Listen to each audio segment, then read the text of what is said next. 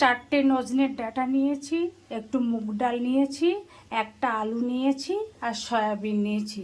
এই দিয়ে আজ একটা নিরামিষ রেসিপি করে দেখাবো। আর শনিবার, সেই জন্য এটা বানাচ্ছি। নজনের ডাঁটাগুলো আমি এবার কেটে নিচ্ছি।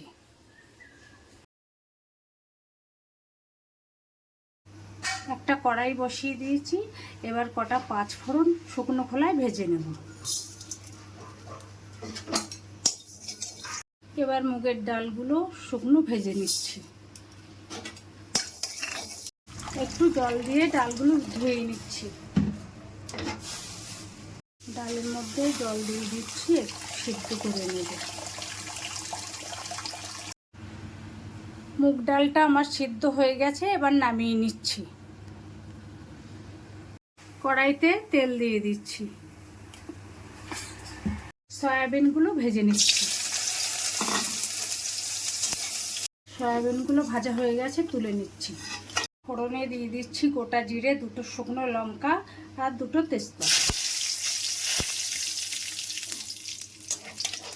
তেলের মধ্যে আলুগুলো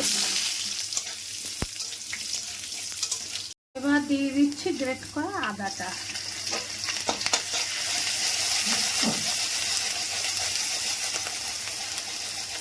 এবার দিচ্ছি একটু লঙ্কার গুঁড়ো, একটু জিরের গুঁড়ো। টমেটো আর কাঁচা লঙ্কাটা দিয়ে দিচ্ছি। পরিমাণ মতো লবণ দিচ্ছি আর দিয়ে দেবো হলুদ। এবার দিয়ে দিচ্ছি নজনের ডাঁটা। রান্নাটা নিরামিষ, সেই জন্য আমি একটু চিনি দিচ্ছি। এবার ভেজে রাখা সয়াবিনগুলো দিয়ে দিচ্ছি। দিয়ে দিচ্ছি মুগ ডাল সিদ্ধটা।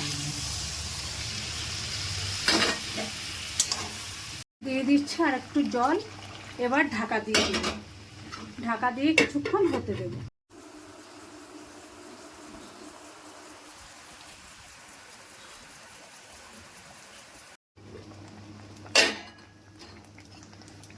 এবার আমি দিয়ে দেব ভেজে রাখা পাঁচফোড়নের গুঁড়োটা।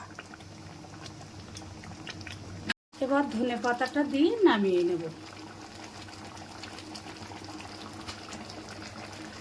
এইভাবে আপনারা নিরামিষ রেসিপি রান্না করে খাবেন। নিরামিষ রান্না একটু ঘুরিয়ে ফিরিয়ে করলে অপূর্ব স্বাদের হয় খেতে।